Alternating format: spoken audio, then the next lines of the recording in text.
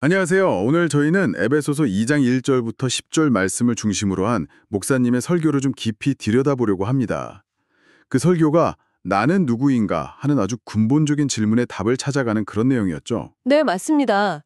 이 설교가 우리가 하나님 앞에서 과거에는 어떤 존재였는지, 또 지금은 어떤 존재인지, 그리고 앞으로 어떻게 살아가야 할지, 이 세 가지 시점을 아주 명확하게 제시해주고 있더라고요. 네네.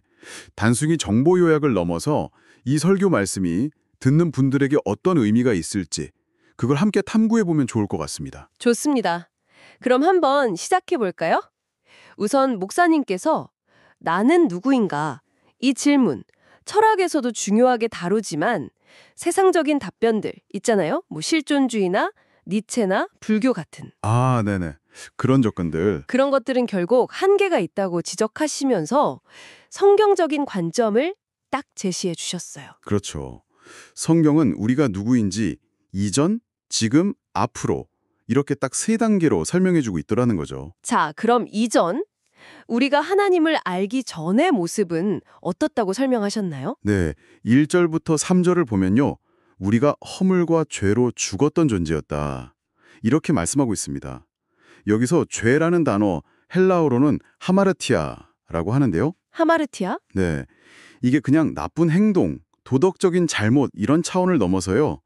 복사님 설명이 참 인상적이었는데 하나님이라는 관역을 향해 쏘아져야 할 화살이 있잖아요. 네.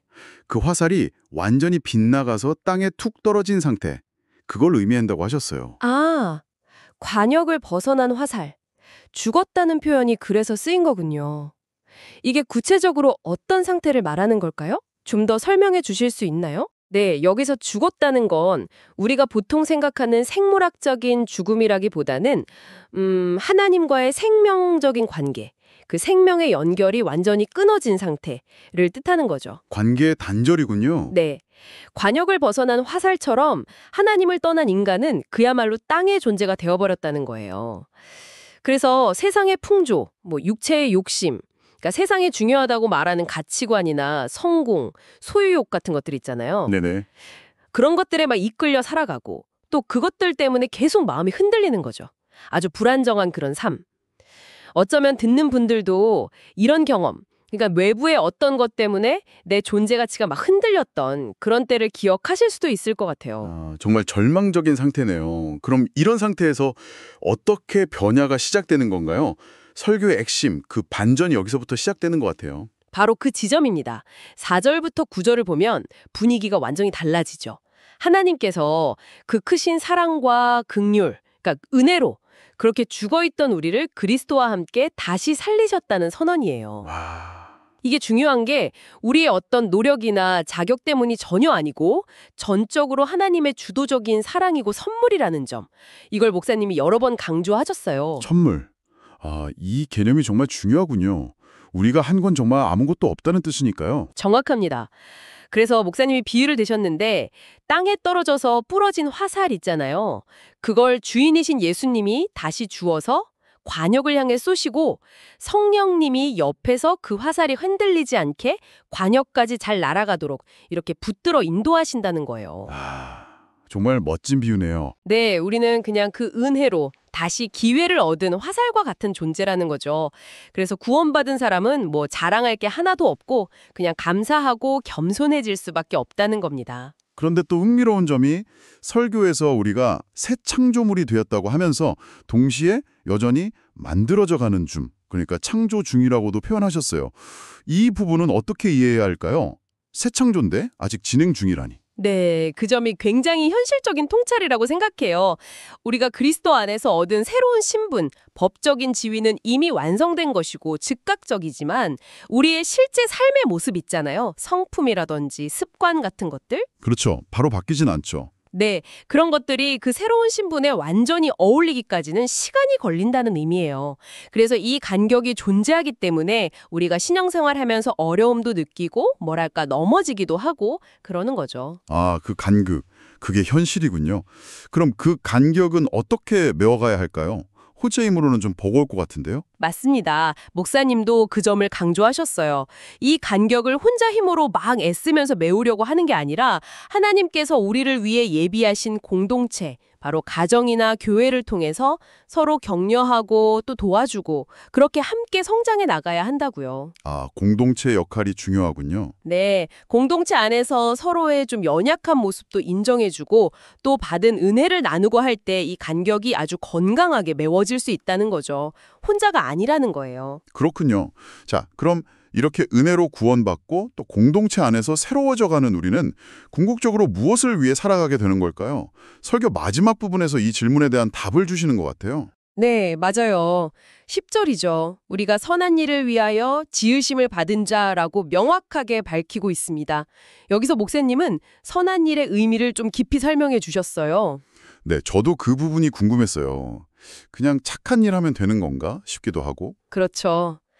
헬라어에 선하다는 의미의 단어가 여러 개 있는데 본문에 쓰인 건 아가토스거든요. 아나토스. 네, 이게 단순히 그냥 겉으로 보기에 좋은 착한 일, 그걸 의미하는 칼로스와는 좀 구분이 된다고 하셨어요.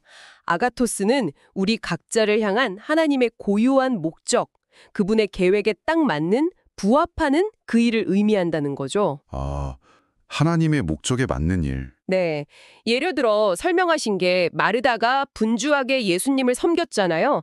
그건 어쩌면 칼로스일 수 있는데 예수님 발치에 앉아서 말씀을 들었던 마리아의 행동이 칭찬받은 이유는 그 순간에는 그것이 하나님의 뜻, 즉 아가토스에 더 합당했기 때문이라는 거죠. 와, 그렇군요. 그러니까 구원의 목적이 단순히 내가 죄 용서받고 천국 가는 것, 거기서 끝나는 게 아니라 이 땅에서부터 하나님의 그 고유한 뜻, 아가토스를 이루는 삶으로 이어진다는 거네요. 바로 그거죠. 이게 우리가 추구해야 할 삶의 방향성이라는 겁니다. 네. 그리고 이 아가토스를 행하는 삶을 통해서 하나님의 그 풍성하신 은혜가 우리 자신은 물론이고 우리 공동체를 통해서 다음 세대에도 계속해서 드러나게 된다는 거죠. 아, 그리고 또 한 가지 흥미로운 통찰이 있었는데요. 어떤 건가요? 구원이란 결국 인간성의 회복이라는 거예요. 타락으로 잃어버렸던 하나님의 형상을 다시 회복해서 그분의 성품을 닮아가는 과정. 다시 말해서 점점 착해지는 과정이라는 거죠. 아, 착해지는 과정. 네. 은혜를 깊이 경험하면 할수록 우리는 자연스럽게 선을 추구하게 된다. 뭐 이런 의미로 이해할 수 있을 것 같아요. 오늘 목사님의 설교를 통해서 나는 누구인가라는 질문에 대한 답을 쭉 따라가 보니까요. 정말 죄로 죽었던 그 절망적인 과거에서 하나님의 전적인 은혜로 살아난 이 감격적인 현재, 그리고 하나님의 선하신 목적, 그 아가토스를 이루기 위해 부름받은 영광스러운 미래로 이어지는 여정이 정말 놀랍다는 생각이 듭니다. 그렇습니다. 결국 우리의 진짜 정체성은 세상이 뭐라고 하든 내 안에 어떤 조건이나 상태가 어떻든 그런 게 아니라 오직 우리를 향하신 하나님의 그 은혜와 계획 안에서 발견된다는 거죠. 이 설교는 우리가 받은 구원이 얼마나 놀라운 선물인지 다시금 깨닫게 하고 또 겸손하게 감사하면서 공동체와 함께 하나님의 그 선하신 뜻, 아가토스를 이뤄가는 삶으로 우리를 계속해서 초대하고 있는 것 같습니다. 네, 오늘은 에베소서 2장 1절에서 10절 말씀을 통해 우리의 정체성을 정말 깊이 탐구해보는 시간이었습니다. 죄로 죽었던 우리를 살리시고 지금도 계속해서 만들어 가시면서 결국에는 선한 일을 위해 우리를 부르신다는 이 메시지가 참 강력하게 다가오네요. 네, 이 방송을 듣고 계신 당신이 바로 하나님의 손에 의해서 새롭게 창조되고 있는 걸작이고 또 그분의 선하신 계획, 그 아가토스를 이루기 위해 이 땅에 존재한다는 사실. 이 진리가 오늘 당신의 생각과 또 관계들 그리고 하루 전체를 어떻게 좀 새롭게 조명할 수 있을지 잠시 묵상해 보시는 건 어떨까 싶습니다.